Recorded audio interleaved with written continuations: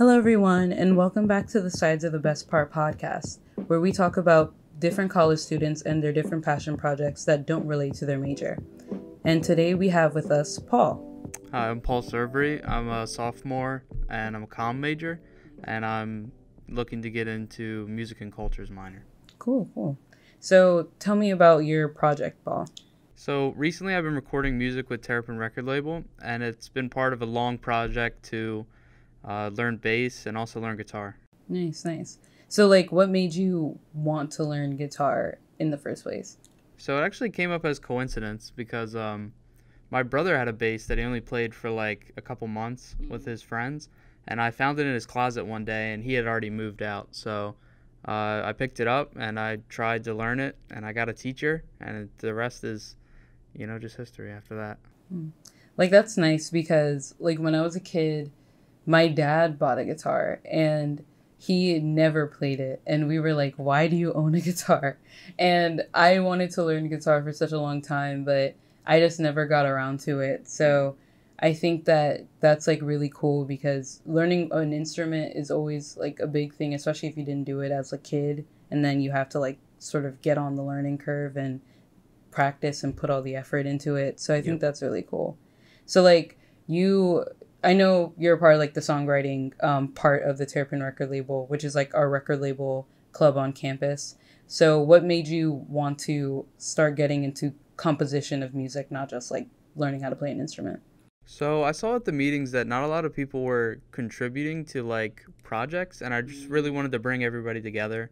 And I knew we had a lot of people with a lot of talent, and we needed to put them all onto a track and see what everybody could do. Yeah. I think that's really cool because I'm not able to go to the meetings because life just hits me a little too hard sometimes. But yeah, every time I go, it's always amazing because a lot of the featured artists in the record label, they have their own music that they work with. But to see everyone come together and say, we have this idea for a song, let's see if we can just put it together and make something great. I think that's always a really cool endeavor to go through. Yeah. So with guitar, how much effort do you really put into it to learning it, especially with now you're adding bass to it too? Yeah. So in my first year, I didn't put a lot of effort into it, and I didn't have a teacher, so I was really just messing around with it. But I think I spent enough time on it to really develop myself as an artist, and getting a teacher helped me a lot, and my teacher has been my mentor for a long time, and I've grown a good friendship with him. So my first year I didn't do much, but my second year I did a lot, and then that amount of experience has helped me for a long time. That's cool. So do you feel playing guitar is sort of a kind of stress reliever for you, or is it definitely something that takes away from the humdrum of every day? Yeah. Whenever I'm angry, I definitely pick up my guitar, and I when I'm frustrated with classes or a professor or something, I can definitely just plug into my guitar and wail away. Nice, have a little fun. Yeah.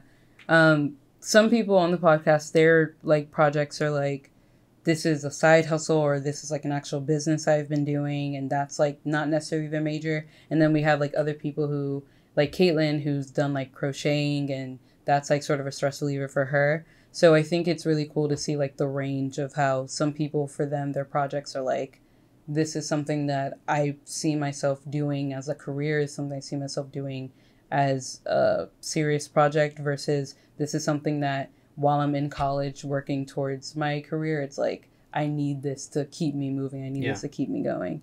Yeah. So welcome back to the segment, The Best Part of Sides. I'm kind of using this segment as a update segment because I'm recording these after the time that I recorded the podcast. So just think of it as a little update to the current time. We're still in quarantine, but we'll all get through it. So we said, the first question was, what is the worst fruit? Some people said blueberries. Ooh, blueberries are good. What y'all mean? Bananas. 3 people said bananas. Bananas are okay. I'm gonna question y'all now. Apples are okay. I mean, really juicy and crunchy ones are great, but if you get a bad apple, you want to throw the whole thing away with the first bite, for real, for real. Grapefruit. Oh, 2 people said grapefruit. Yeah, grapefruit, I agree. Cranberry juice is good. I don't think I've ever actually just eaten a raw cranberry, so I can't really talk to that. Tomatoes. I like tomatoes in my food, like my stew or something. Too African to not like tomatoes. Dragon fruit. Oh, wow.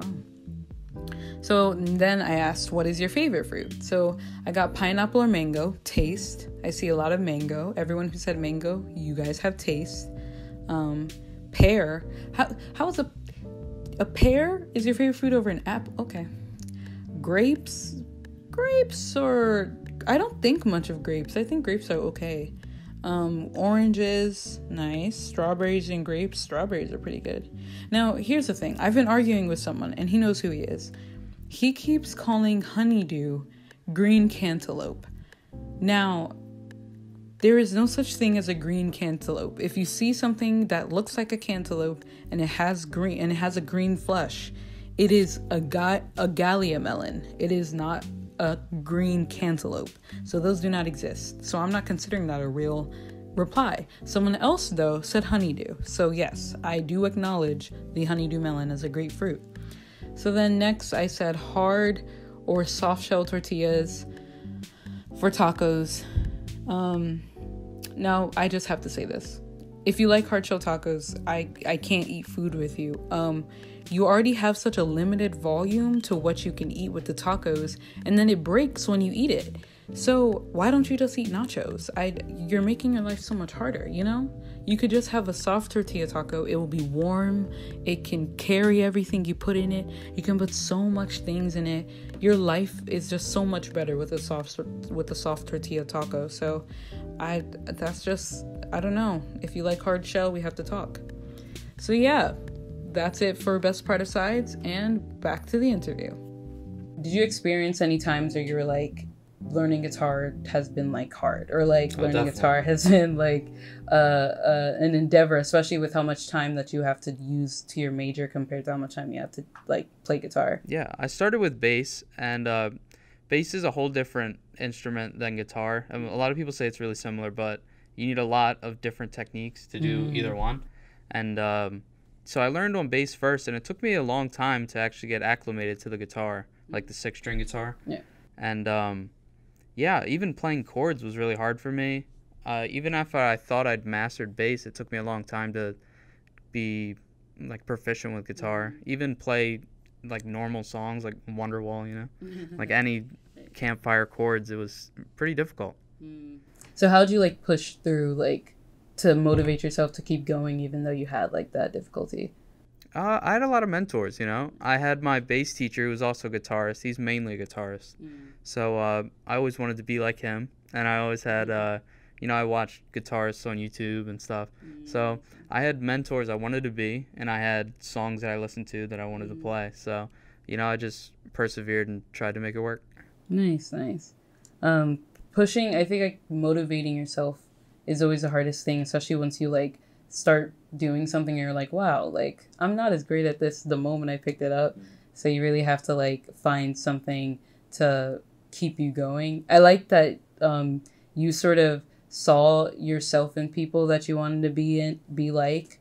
I think that that's a really good way to sort of like mentally get a picture of like, I'm at this point, but that's like a goal that I aspire towards.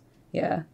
So do you think that playing guitar and bass is going to be something that you're like in for the long haul, like something you're going to keep going with for the long term? Yeah, I think so. I'm pretty invested at this point, and I think that it's ingrained in what I do every day. Nice. You know, I play guitar every day, and I definitely improve every day, I think. And even when I take time off from it, I feel like I come back improved because I have time to, you know, do other things, take my mind off it, and then you come back and you're refreshed. You can do more. So if you had anything to say to someone who they were trying to get into an instrument or just a project in general, what would you say? Convince your parents to go buy you one. I think it's really important. Tell them to drop like $200 on it, and you'll get a good one that'll work, and you'll keep it for the rest of your life, and you'll love it. Nice, nice. So do you have any socials or anything you want to... Not really. I don't really do a lot of social media. I mean, I have an Instagram, but people don't need that. Okay. So Paul is a part of the songwriting part of the Terrapin Record Label. That is our on-campus record label club. We have a lot of people who do. We have featured artists who they're making their own music. So if you want to get involved with the local College Park music scene, you should come and check that out. Also, come to our meetings. When are the songwriting meetings? They're directly after the meeting. They're Tuesdays at 7 p.m. The meetings are at 6 p.m. And they're in the WMUC studio that's above the South Campus Dining Hall. Nice, nice. So yeah, if you really want to get involved with music making on campus here at UMD, I would highly recommend the Terrapin Record Label. So yeah, thank you, Paul. Thank you. And this was Sides of the Best Part. We'll see you guys next time.